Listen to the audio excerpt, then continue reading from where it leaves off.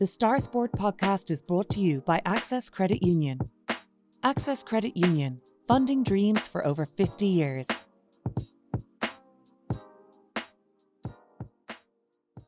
Close your eyes and pull like a dog. And a new Irish record for Phil Healy, 22.99.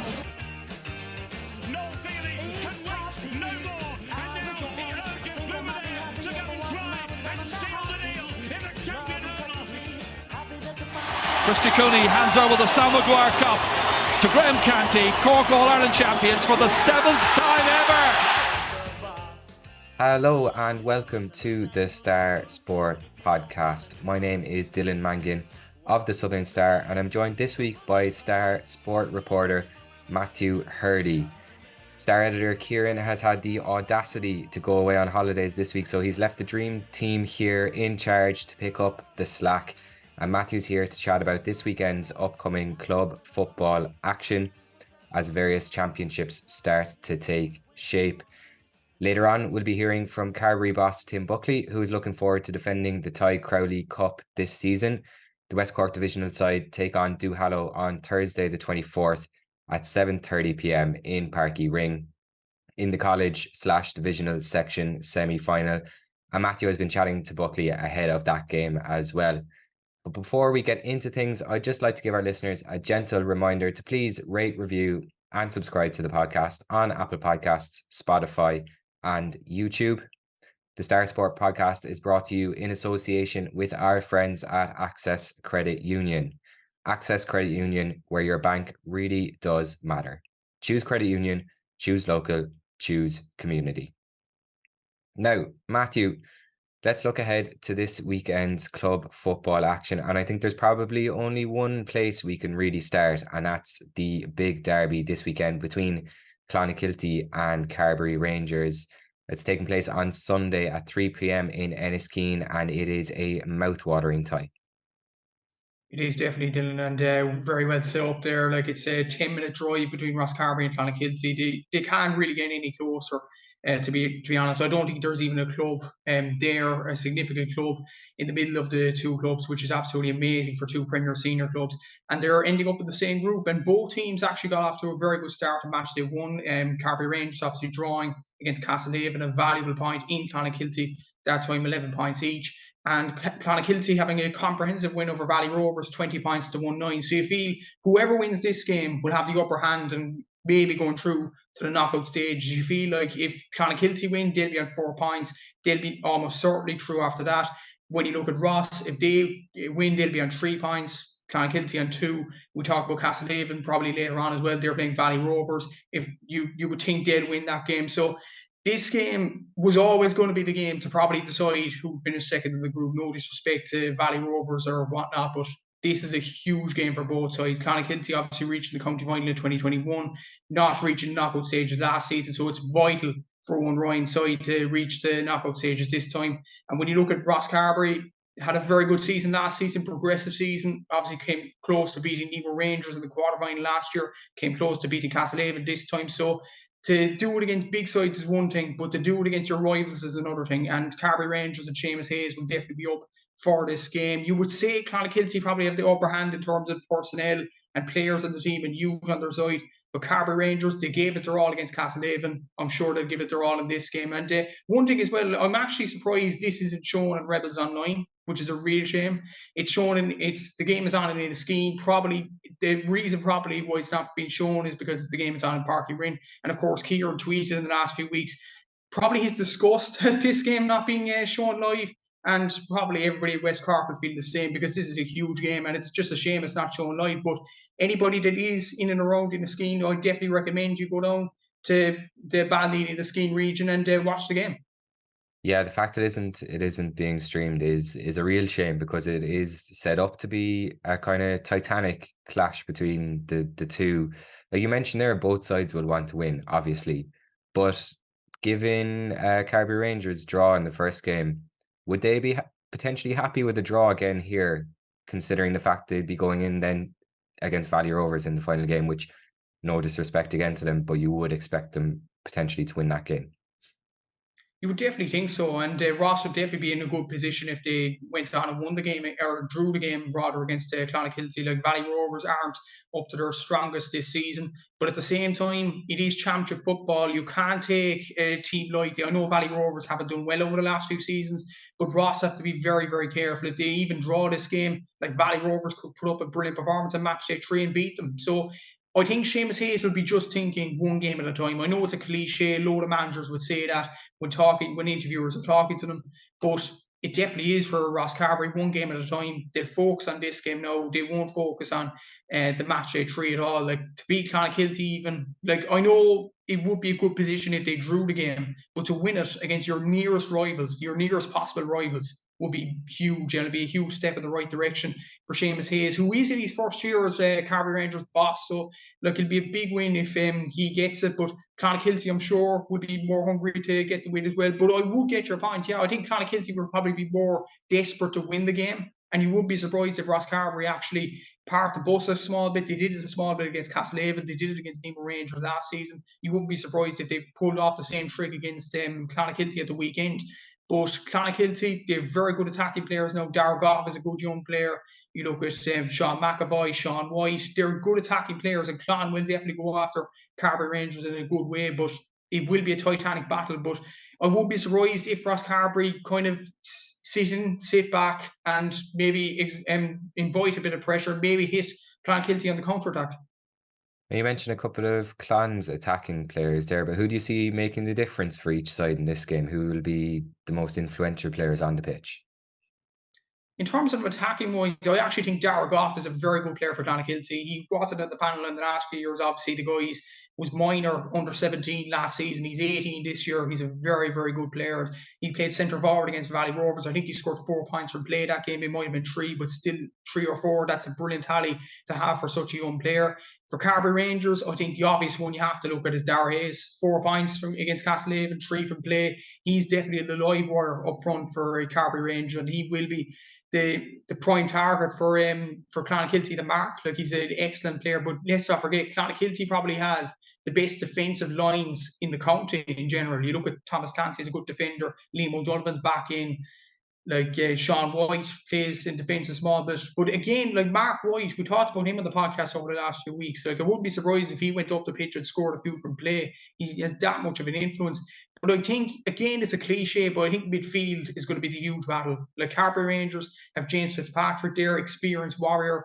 John O'Rourke could be in around the same area. When you look at Clonakilty, I think Joe Grimes might be in around that area, Sean White as well. So whoever wins that area of the pitch, I think, has a major hold in this game. But Clonakilty, I think, they're depending in attack-wise, I think, on the youthful players, the likes of Darragh Goff, the likes of Conor Daly, whereas Ross Carbery have more experienced players on their side, the likes of John Hayes to come on, John O'Rourke, who's played inter-county football for Cork. So it will be interesting to see contrasting styles in many ways. Who would win out, the attacking youth side or the attacking older side?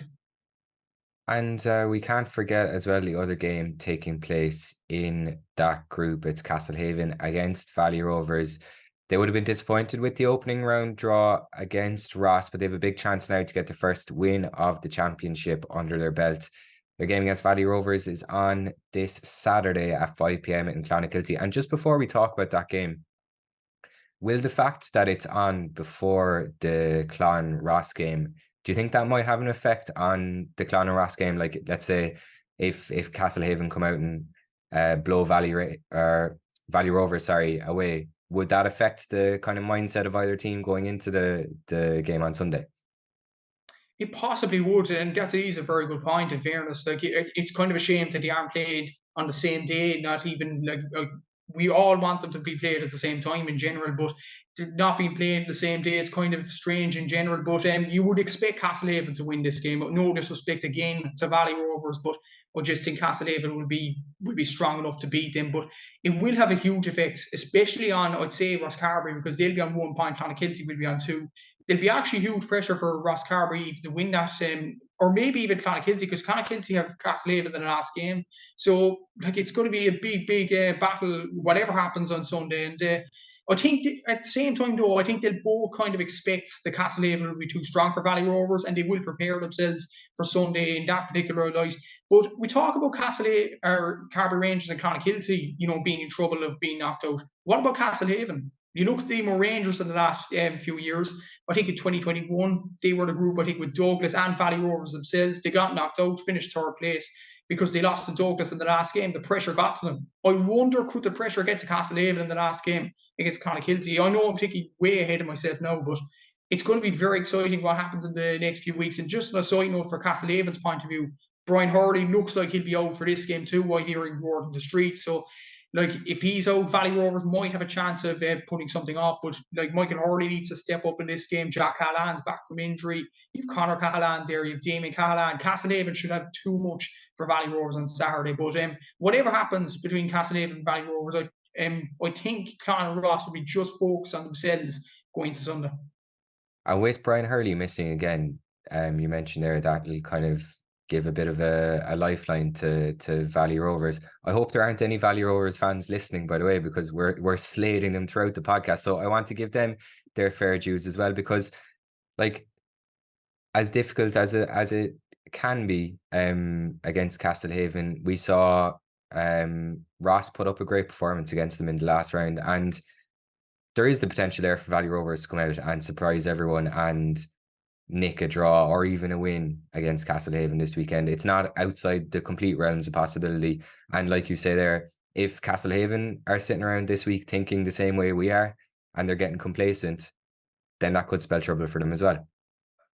And the thing was, actually, funnily enough, they were complacent in the first game a small bit against Carbery Rangers. So it could bite them on the backside pretty quickly if they are complacent. And when you look at Valley Rovers, like that game was streamed live on Rebels Online between Carbery Rangers and Castlehaven. I wonder, will Valley Rovers look at that game in detail and see what Ross Carbery did, and we could do it in our game against Castlehaven in the second round game. And it could surprise Castlehaven. Like, if Brian Hurley's missing, they lacked an attacking outlet against Carbery Rangers. You just wonder if they are missing Brian Hurley again, if word on the street is correct. Valley Rovers will fancy themselves. I know Valley Rovers don't have probably as much threats as Castlehaven. Feargal Lynch is probably the biggest threat, and he was an All-Ireland champion in 2010, so that's a long time ago. He's probably Valley Rovers' best player and probably their talisman in many ways. But what Valley Rovers don't lack, a lot like other club teams in the Cork Premier Senior Football Championship, is heart. And they'll show a lot of heart going into the Castlehaven game. Like, it is kind of a West Cork derby in its own right. Like, Valley Rovers, it's still near enough to the likes of Bandon and Clonakilty and all them towns. So Valley Rovers is still kind of winning West Cork as well. So they'll be wanting to get one over in Castlehaven. It's kind of a rivalry there. So like, it will be big. And let's not forget as well, 2021, Valley Rovers beat Ebro Rangers. So they aren't new to a shock whatsoever. And Nemo Rangers arguably have done better than Castlehaven over the last few seasons. So I think Valley Rovers will be thinking, this is a huge chance to provide a shock against Castlehaven. And that's if, as you described there, if Castlehaven get complacent as the first game against Ross. Yeah, when the groups were originally drawn at the start of the championship, we thought that this group would be interesting, but it's proven to be so. Only time will tell, I guess, as to the results of those games. Just a reminder there, it's Castlehaven against Valley Rovers this Saturday at 5 p.m. in Clonakilty, while Clonakilty themselves are in Enniskeane against Carbery Rangers on Sunday at 3 p.m. Both great games to look forward to, and hopefully they'll both have great crowds there as well. Now, Matthew, there's also plenty of other games taking place across the weekend, and you've picked out a couple of highlights for us involving West Cork teams. Yeah, exactly, Dylan. And I looked at the Senior A Championship. It's always very interesting when you look at West Cork teams and that. And no games come more interesting from a West Cork point of view than this game on Saturday at 5 o'clock in Rossmores between Island Rovers and Newcestown. Kieran mentioned it a few weeks ago. This is a huge game. Both sides lost their first game. If they lose this, they could be in a relegation battle pretty quickly. And when you look at Newcestown, actually, they got relegated last year. They were kind of unlucky to go down. They were in a tough group in the Premier Senior Football Championship. They didn't play Air Oak in the relegation playoff, lose that, they're down. despite getting a point on the board against Clonakilty last year. So Newstown aren't a bad team, but it's just that game against Rogue, they didn't turn up that day. They went down to Senior A. And then against Donny's, Aaron Mannix denies them and draw in the same venue, actually, in Rossmore. So, like, Newstown will be hungry for a win there. But having said that, Newstown did get relegated in 2022. Island Rovers got relegated in 2021. And they've been on a huge decline over the last few seasons.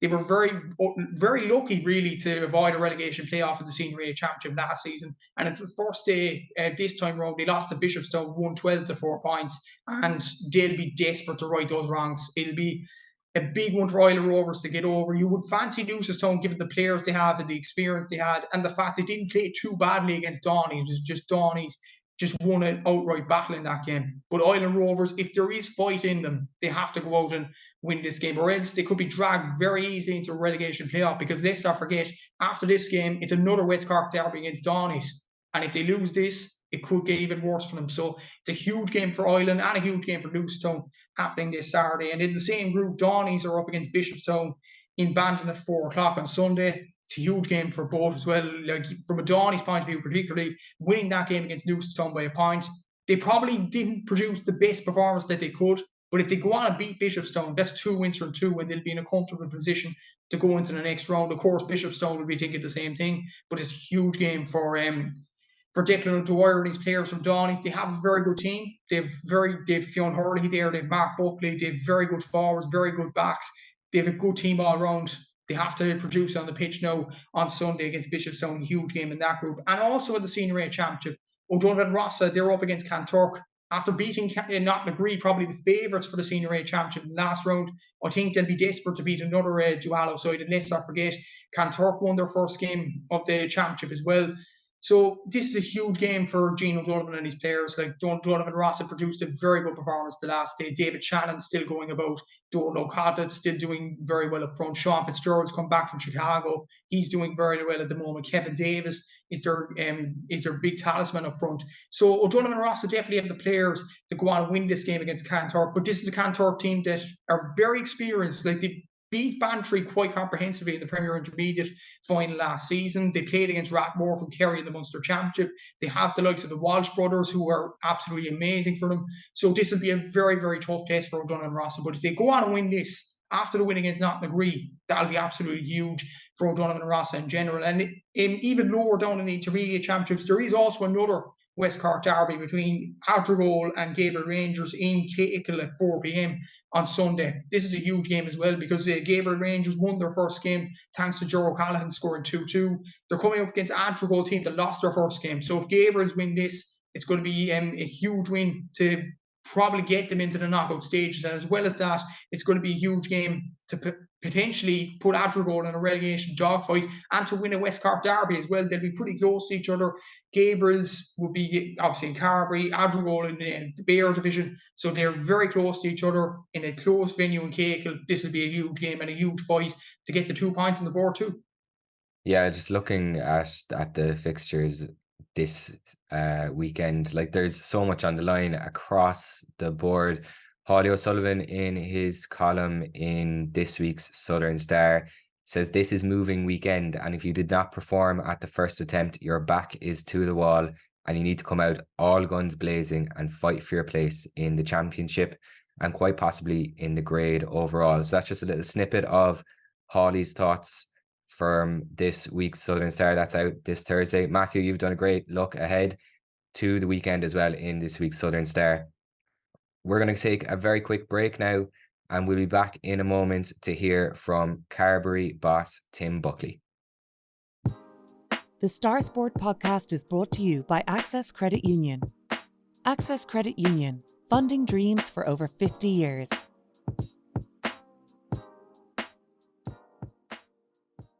And welcome back to the Star Sport podcast. And now it's time to hear from Carbery boss Tim Buckley. I mentioned earlier on, he's looking forward to defending the Tadhg Crowley Cup this season, and he loves knockout football. His side take on Duhallow in the college divisional section semi-final on Thursday the 24th. So that's Thursday week at 7:30 in Páirc Uí Rinn. Matthew, you've been chatting to him ahead of that game.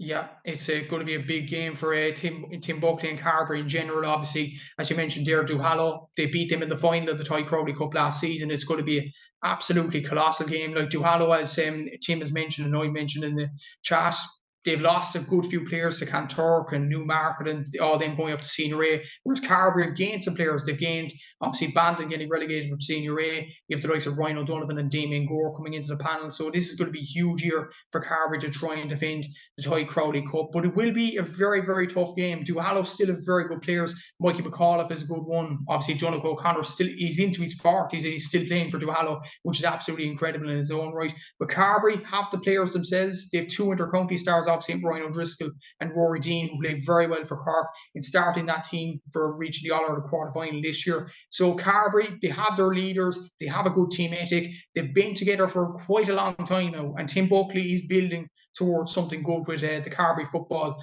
team here. And yeah, they're a good group of players, Carbery. They will do well in this championship. And as you mentioned there, Tim, he loves knockout football. He's definitely looking forward to this challenge.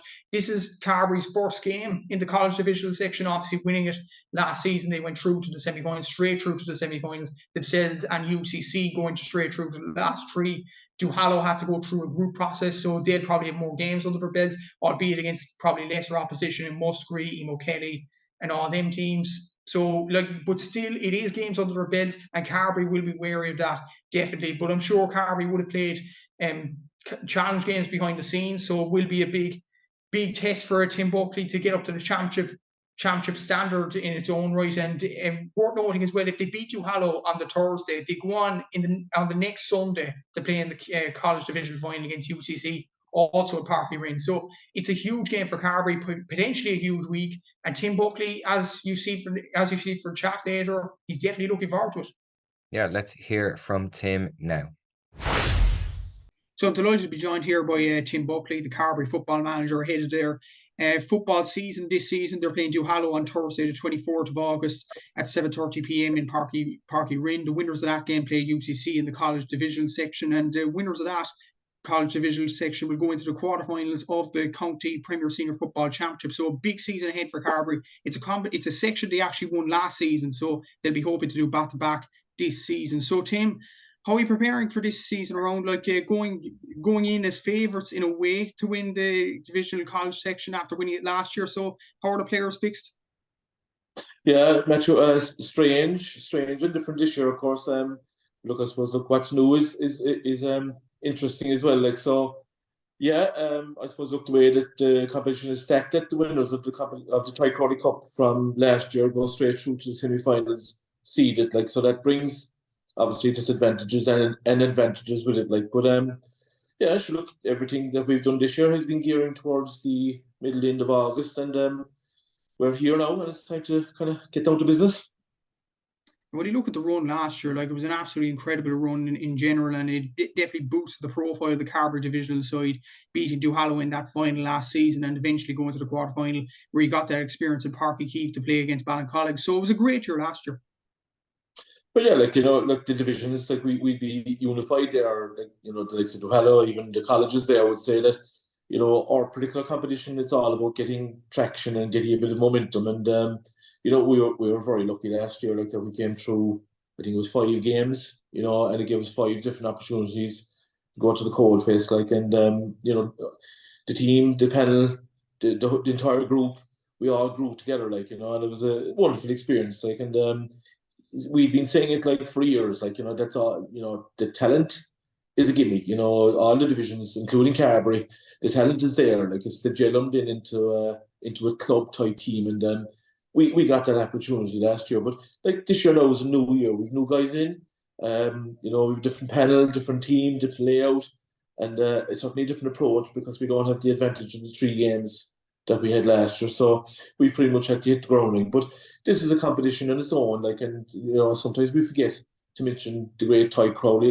Growing up, it was a great name bandied about houses and homes in West Cork, and that cup was bringing that cup home to West Cork last year was a very proud moment for us.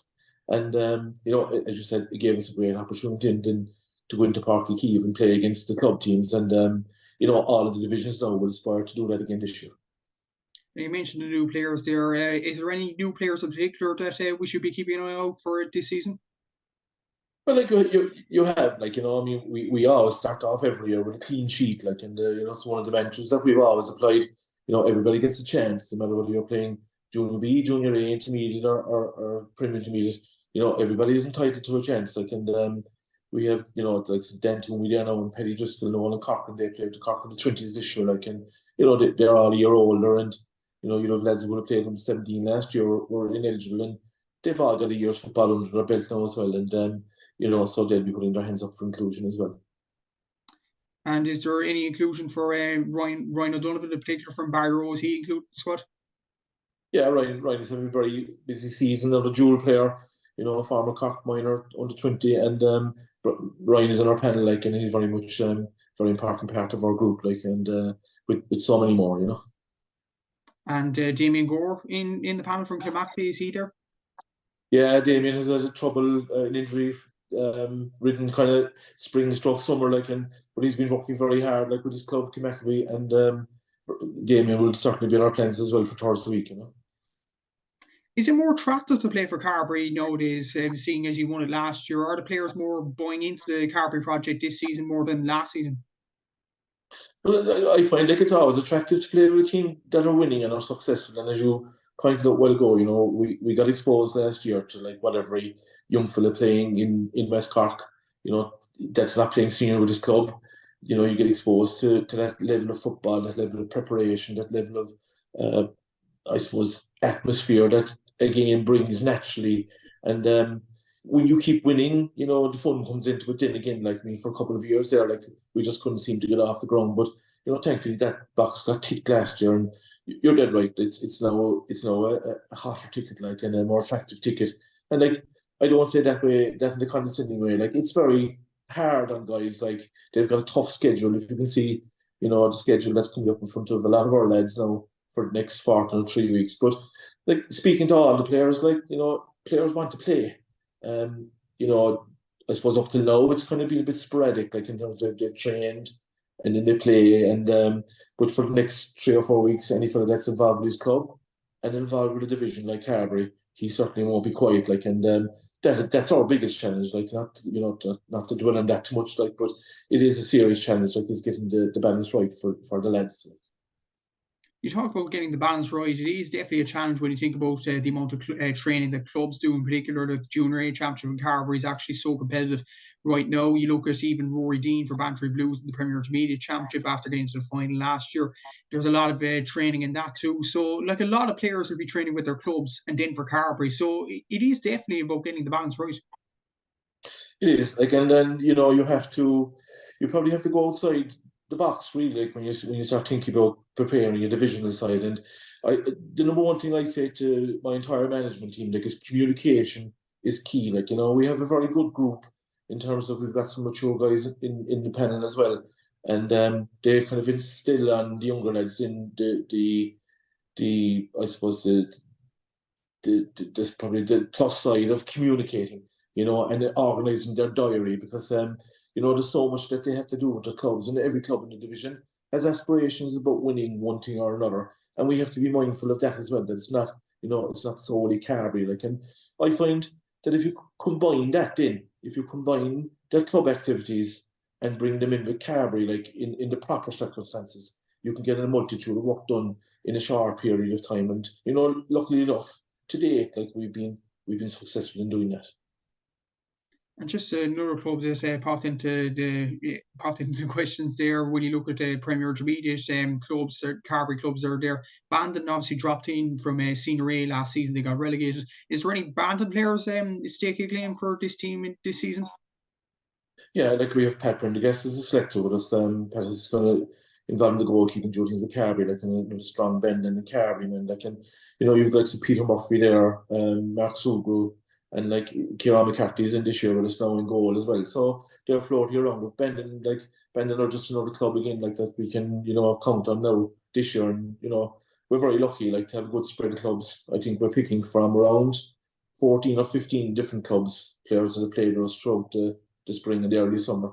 And, you kind of alluded to there a while ago that all of these players know they want to play for Carbery if it's possible to do so. You mentioned all the clubs there and the great pick you have of clubs. And in fairness, you look at the Premier Intermediate Championship, when you look at the Carbery clubs and that, you have Bandon, Bantry Blues. For example, you have the Intermediate A, you have Carbery Rangers. Premier Junior now, you have St. James's. You have a very competitive Carbery Junior A Championship. So is that a good headache in a way that you have loads of these players performing for these clubs, playing at a decent enough level and going into Carbery then? And it's kind of hard to pick a team after that. It is, like, again, like the key component here, Matthew, is hard work, and when we sit down at the start of every year, like, and we meet as a management team, especially, we commit, like, that when the championship weekends are on, that we go to every game, because guys are reaching peak performance at that stage, and we need to be in a position, an educated position, where we can make a decision whether a guy's on the panel, making the team, making the starting team, or coming in as a finisher. And, like, in essence, then, like, you have a lot of your work done before the week of the game comes up. And we're facing into another weekend now, again, a very busy weekend, I think, where we have, like, something 13 championship matches. But, like, Carbery will have a selector at each and every one of those games. So when we come in on the Monday night, we'll have a very informed opinion on how the players are doing.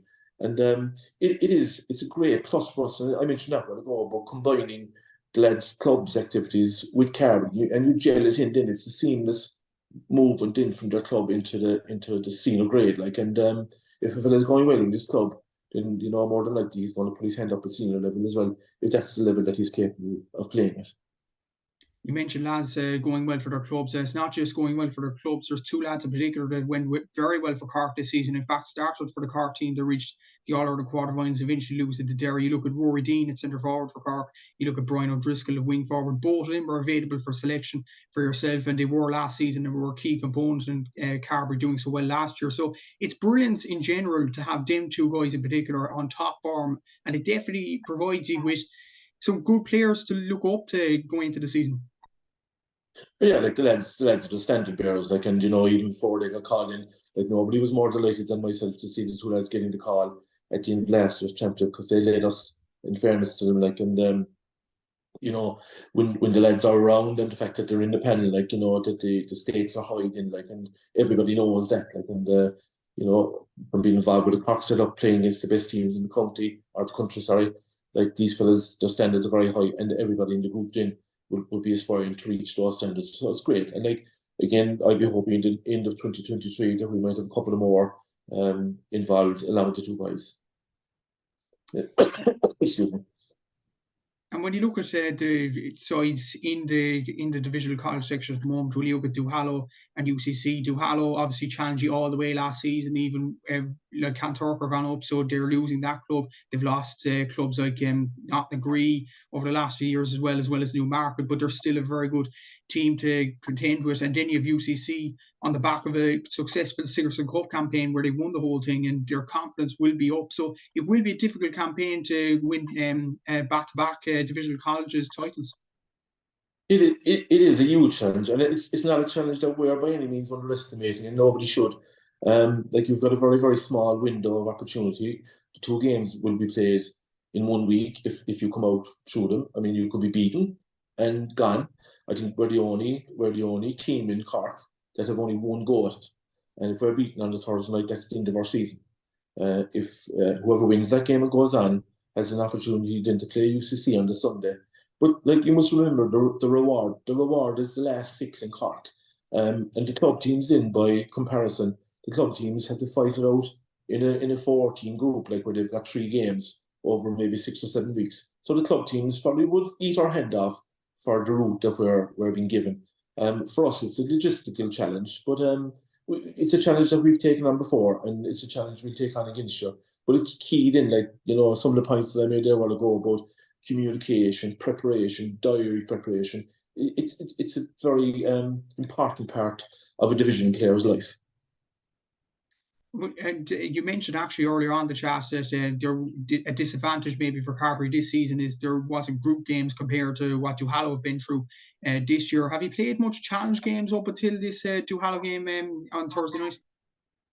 Well, we've got the boys together whenever we could, like, and we played a number of games. But, like, everybody will tell you, like, nothing will be championship, and you don't. I mean, Mike Tyson used to have a favourite saying like that: everybody's got a plan until they get a smacking them out. Like, but and the smacking them out in GA parlance like is championship. And you can do as much as you want. You can train, go through the drills, but it's only when you're in that white heat that you really find out, what you're about. And we'll be in Páirc Uí Rinn on Thursday the 24th, and that'll come to pass. And we can only hope then that what we've done all year has been enough. Like, but we have a huge challenge. Duhallow have been the flag bearers in county football, in Cork football, certainly in divisional football for the last 10 years. Like, and it was a humdinger of a game last year. Like, and it was, that was one of the most enjoyable parts of last season, is the game against Duhallow, and either team could have won it on the night. We came out winning it by 16 points to 15, and our season kicked on. The rest is history after that. But like, it is a huge challenge, and it's certainly not one that we're underestimating. Even beating Duhallow last year, does that give the players more confidence that they can go on and beat Duhallow for the second time in 2 years? Yeah, like I felt there was a certain coming of age last year. Like, even with the more mature lads in the panel, that maybe we hadn't won with Carbery for a while, and then all of a sudden, like, you are game 5, like, and you're beating one of the kingpins in Cork football. So then, like self-belief comes into it then as well. Like, and like, we've been encouraging lads now as well to carry that self-belief with them this year. Like, and even though we don't or haven't had the opportunity to get out onto the championship pitch yet, we're hoping that self-belief, like, and belief in that Carbery are good enough to be in the last 6 will be good enough to carry us when the going gets tough, like, as it surely will. And finally, would that be kind of an aim for Carbery this time, just get to the last 6 like they did last year, or possibly even get further into the competition, or is it kind of a cliche where it's taken one step at a time? Absolutely, one step at a time. Like, we would never look beyond the next game, but like, looking at it from a broad point of view for all the divisions, and like, I'd be a great fan of divisional football, and I would love to see the likes of Bear, like Imokilly made huge efforts this year and great strides. Like carry down Shandoon coming back into competition.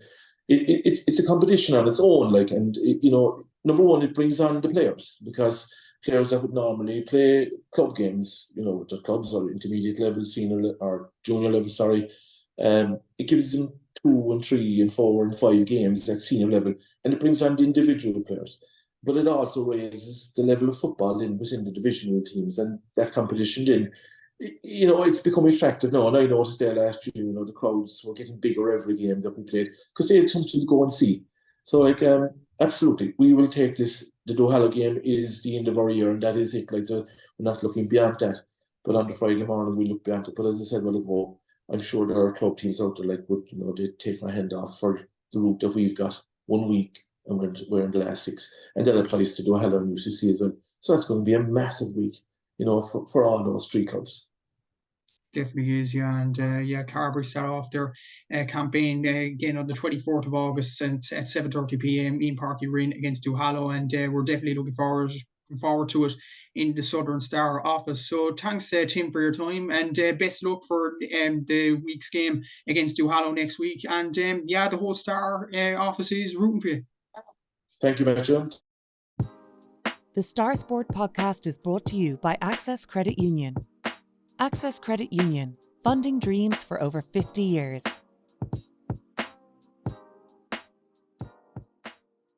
Now, welcome back to the Star Sport podcast, and now we're going to take a very quick look at this week's Southern Star Sport. If Kieran was here, he would say it's as packed as always, full of great West Cork sports stories. We're going big this week on Barry Rowe's victory over Kilbrittain in the Premier Junior Hurling Championship. It's the first time they've beaten their rivals in a championship game in 41 years. A lot of that time was spent in different divisions, but it was a big victory nonetheless. So we have a great match report there from Tom Lyons. There's also, as I mentioned earlier, Hawley O'Sullivan's inside track column. His heart says Ross, his head says Clon. You'll have to read the column to hear why and hear his thoughts on this weekend's big game. We're also looking forward to the rest of the games in the football championships across the weekend, while we have reports from Erin's Own and Argadine Rangers, Newcestown versus Ballyhay, Blarney versus Corsie Rovers, Ballincollig versus Bandon, and more in the hurling.